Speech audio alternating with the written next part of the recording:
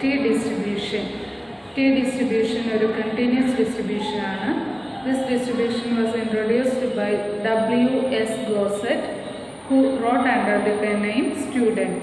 Therefore, this distribution is called the student's T distribution. Student's T distribution probability density function എന്ന് പറയുന്നത് T distribution ഒരു continuous distribution ആണ്. ഇതിന്റെ probability density function f of t equal to gamma n plus 1 by 2 divided by root n pi into gamma n by 2 into 1 plus t square by n the whole raised to n plus 1 by 2, where 0 less than t less than infinity. 0 minus infinity less than t less than infinity. T distribution is a continuous distribution. T distribution the probability density function and another f of t equal to gamma n plus 1 by 2 divided by root n pi into gamma n by 2 into 1 plus t square by n whole raised to n plus 1 by 2, where t range is minus infinity to infinity. Okay. And in T distribution mean, variance, mode, mean, median, mode. T distribution mean, median, mode 0 ആയിരിക്കും. Mean, median, mode equal ആണ്, that is equal to 0 ആയിരിക്കും. Then variance എന്ന് പറയുന്നത് T distribution variance എന്ന് പറയുന്നത് n by n minus 2 ആണ്. Mean equal to median equal to mode equal to 0 ആണ്. Mean, median, mode equal to 0 ആണ്. Then variance equal to n by n minus 2 ആയിരിക്കും. n by n minus 2 where n is greater than 2.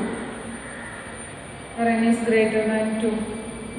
T distribution probability density function is f of t equal to gamma n plus 1 by 2 divided by root n pi into gamma n by 2 into 1 plus t square by n whole raised to n plus 1 by 2 ആണ്. This follows the T distribution with T follows the T distribution with n degrees of freedom. ഇവിടുത്തെ parameter എന്ന് പറയുന്നത് ഈ n ആണ്. n-നെയാണ് നമ്മൾ degrees of freedom എന്ന് പറയുന്നത്. n is the degrees of freedom. T distribution mean, median, mode 0 ആയിരിക്കും. Variance n divided by n minus 2 ആണ്.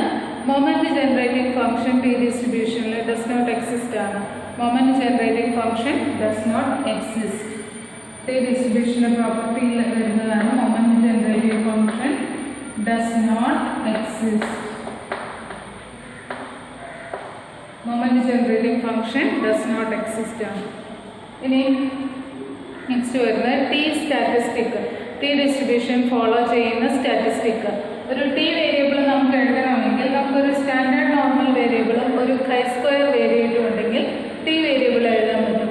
അപ്പോൾ if x follows the standard normal variable, standard normal distribution, x follows n01 and y follows the chi-square distribution with n degrees of freedom. X follows the standard normal distribution and y follows the chi-square distribution with n degrees of freedom. Then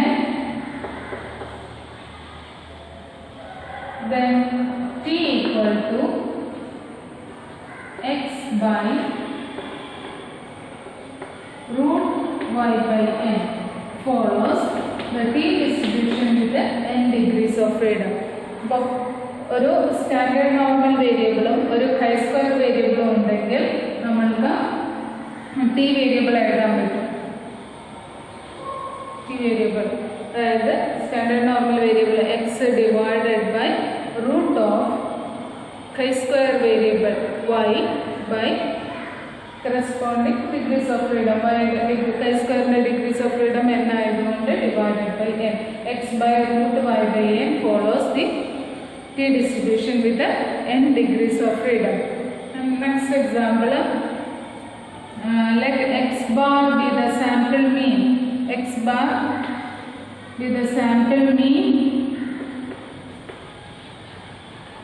S be the sample standard deviation of a sample standard deviation ആണ് S എന്ന് പറയുന്നത്. X bar be the sample mean, standard deviation of sample size n. X bar be the sample mean and S be the sample standard deviation of a size n. അതായത് sample size n ആണ്. Sample size n ആണെങ്കിൽ then the statistics നമുക്കറിയാം x bar follows the normal distribution with the mean mu and standard deviation sigma by root n ആണെന്ന് അറിയാം.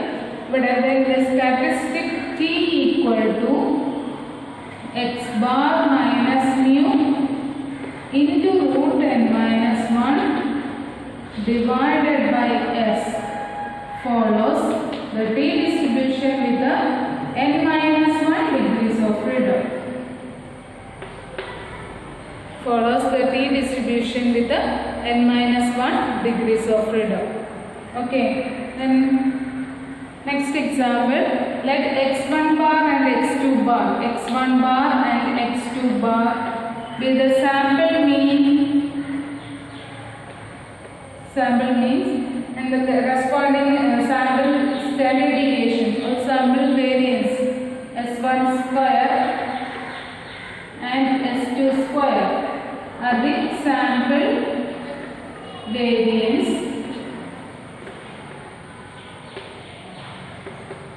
of sizes n1 and n2 respectively. Then the statistic t equal to x1 bar minus x2 bar divided by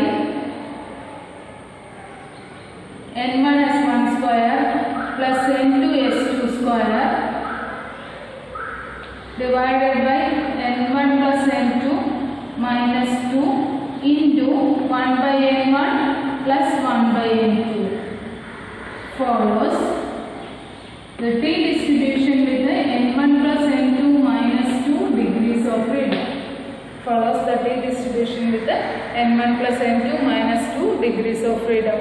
ഇത്രയാണ് നമ്മളുടെ student T ഡിസ്ട്രിബ്യൂഷനിൽ മെയിനായിട്ട് വരുന്നത്. Student T distribution ഒരു continuous sampling ഡിസ്ട്രിബ്യൂഷനാണ്. T ഡിസ്ട്രിബ്യൂഷൻ്റെ പ്രോബബിലിറ്റി ഡെൻസിറ്റി ഫംഗ്ഷൻ ഇതാണ്. ടി ഡിസ്ട്രിബ്യൂഷൻ ഒരു കണ്ടിന്യൂസ് ഡിസ്ട്രിബ്യൂഷനാണ്. ഇതിൻ്റെ കർവ് വരുന്നത് നമ്മൾ നോർമൽ ഡിസ്ട്രിബ്യൂഷൻ്റെ കർവ് വരച്ച പോലെ തന്നെയാണ് ഇതിൻ്റെ കർവ് വരുന്നത്. ടിയുടെ റേഞ്ച് -∞ to ∞ ആണ്. Symmetric about the ordinate at x is equal to 0 ആണ്. മീഡിയൻ മോഡ് ഇവിടെ 0 ആണ്.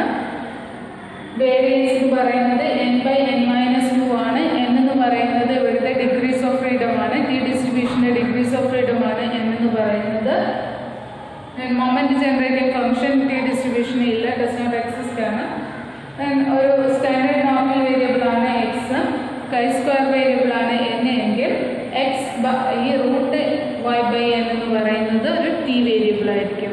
അതുപോലെ തന്നെ എക്സ് ബാർ സാമ്പിൾ മീനും എസ് സാമ്പിൾ സ്റ്റാൻഡേർഡ് ഡീവിയേഷനും ആണെങ്കിൽ ഇത് സൈസ് n ആണെങ്കിൽ ടി സ്റ്റാറ്റിസ്റ്റിക് എന്ന് പറയുന്നത് X bar minus mu into root n minus 1 divided by s follows the t distribution with the n minus 1 degrees of freedom.